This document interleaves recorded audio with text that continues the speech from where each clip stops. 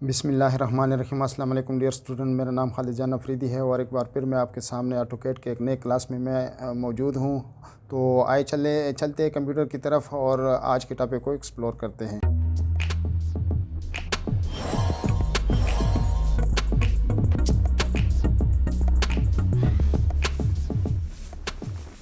दोस्तों, जिस तरह कि आप जानते हैं, पिछले क्लास में हमने लाइन के ऊपर काम किया था और लाइन की प्रॉपर्टीज़ और बहुत सारी इसके जो फंक्शन है वो हमने देखे थे। तो आज के क्लास में, आज के टॉपिक में ड्रा टूल्स के एक बहुत अहम टूल्स के ऊपर हम बात करेंगे और वो है पॉलीलाइन। पॉलीलाइन एक बहुत अहम टूल्स है और इसका इस्तेमाल आइए स्टार्ट कर लेते हैं। तो इसी से भी हम एक लकीर भी बना सकते हैं बग़ैर नाप तोल के और इससे हम इस तरह की लकीर डाल लेते हैं। अब पिछले में और इसमें फ़र्क क्या है ये देखें। इसका हर दो पॉइंट्स के बीच में लकीर अलग अलग है, ये अलग अलग डील होता है। मसलन ये है और या ये है, लेकिन इसके मुकाबले में पॉलीलाइन मुकम्मल एक ऑब्जेक्ट है, ये मुकम्मल एक ही ऑब्जेक्ट है। तो ये फ़र्क है, दोनों में बुनियादी फ़र्क यही है। और दूसरा, इसका एक मिसाल इस तरह ले सकते हैं कि PL को टाइप करके, PL इसका शॉर्टकट है, और या फिर यहाँ से लेके PL को करके हम इस पे एक लाइन ले लेते हैं। लेट्स सपोज कि ये हमने एक 5 यूनिट या 15 यूनिट का हमने लाइन ले लिया और 15 यूनिट के बाद हम अगर A दबाए या राइट क्लिक करें तो हमें आर्क नज़र आता है। आर्क, ये आर्क है, इसको आर्क बोलते हैं। तो या A दबाए या A प्रेस करें या राइट क्लिक करके आर्क प्रेस करें तो हम इस पे तकरीबन 5 यूनिट का एक आर्क लगा लेते हैं। ये इसने 5 यूनिट का आर्क लगाया और फिर वापस हम 15 यूनिट चले जाते हैं। तो ये 15 यूनिट हम दोबारा आर्क लगाने के बाद 5 यूनिट का हमने आर्क लगाया और आर्क को दोबारा ख़त्म करने पे दोबारा लाइन पे हमें जाना होता है। तो दोबारा या हम राइट क्लिक करके दोबारा हम लाइन के ऊपर क्लिक करें या फिर L टाइप करके तो दोबारा हम उस पे जाएंगे और इससे भी हम 15 यूनिट वापस जाएंगे।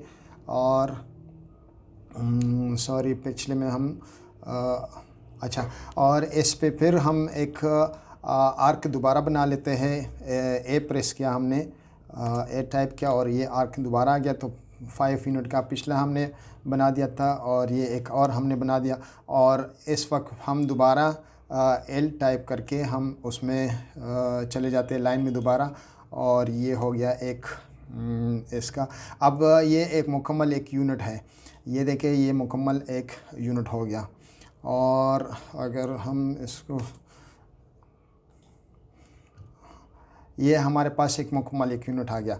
दूसरा इसमें यह है कि अगर हम इसके किसी भी लाइन पे आके सिर्फ हम कर्सर ले आए तो ये हमें मज़ीद ऑप्शन दे देते हैं। लेट सपोज़ 2-3 ऑप्शन मज़ीद देते हैं कि इसको हम स्ट्रेच कर सकते हैं और इसको 8 वर्टेक्स कर सकते हैं और ये कन्वर्ट टू आर्क कर सकते हैं।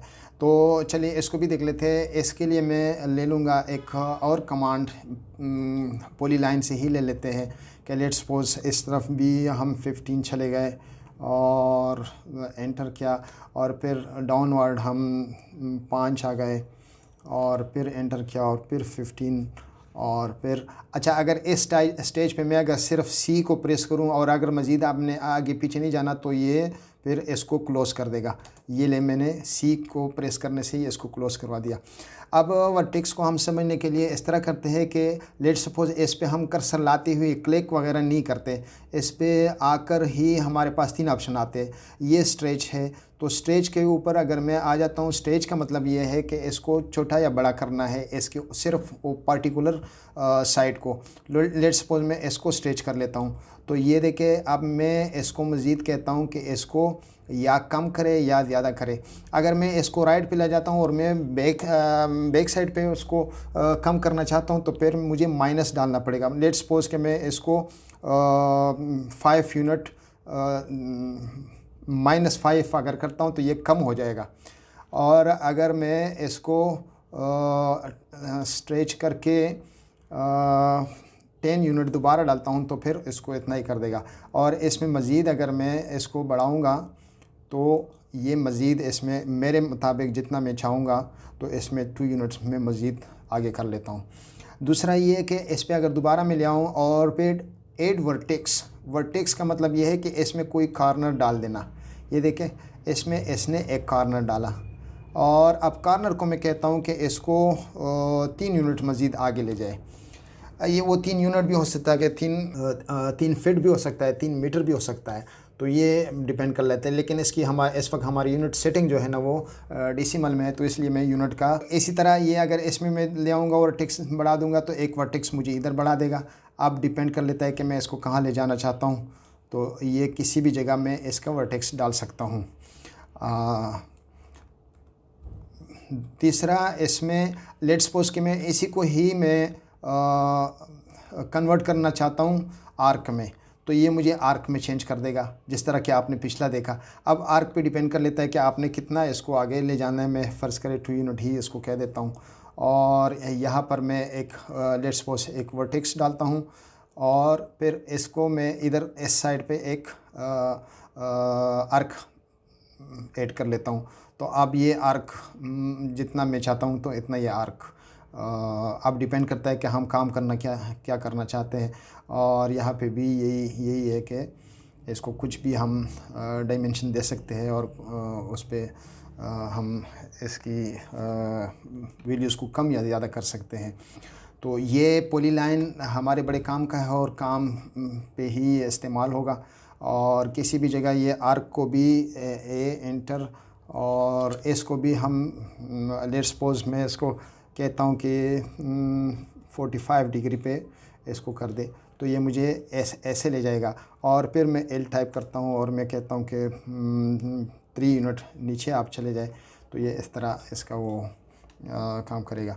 अब इसका तीसरा तरीका ये है कि पॉली लाइन को हमने ले लिया और पॉली लाइन को हम जिस तरह के लाइन को हमने ज़ाविये पे एंगल पे किया था, तो इसी तरह इसको डायमेंशन और ये जो साथ साथ हमारे चलता है डायनामिक इनपुट हमारा ऑन है और इस पे हमारे डायमेंशन आ जाते हैं। क्या लेट्स सपोज मैं 15 यूनिट इसको ले जाना चाहता हूँ और 15 यूनिट के बाद मैं इसको कहता हूँ कि 90 डिग्री पे चले जाए 5 यूनिट 90 डिग्री पे। तो 5 मैंने टाइप किया और टैप करके मैं डिग्री पे चला गया, तो मैं इसको कहता हूँ कि 90 डिग्री 5 यूनिट चले जाए, तो ये 5 पे चला गया।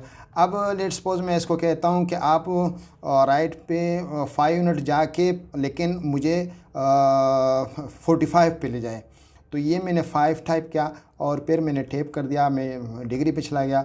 अब मैं इसको कहता हूँ कि 45 पे ले जाए, तो इसने मुझे 45 पे लेकर गया।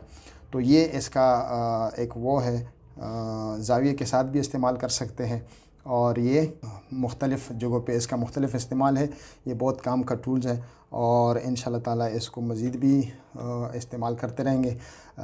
जिस किसी को कोई बात समझ ना गई हो वो मुझे कमेंट सेक्शन में बता सकते हैं, तो इंशाल्लाह मैं पूरे जवाब दूंगा।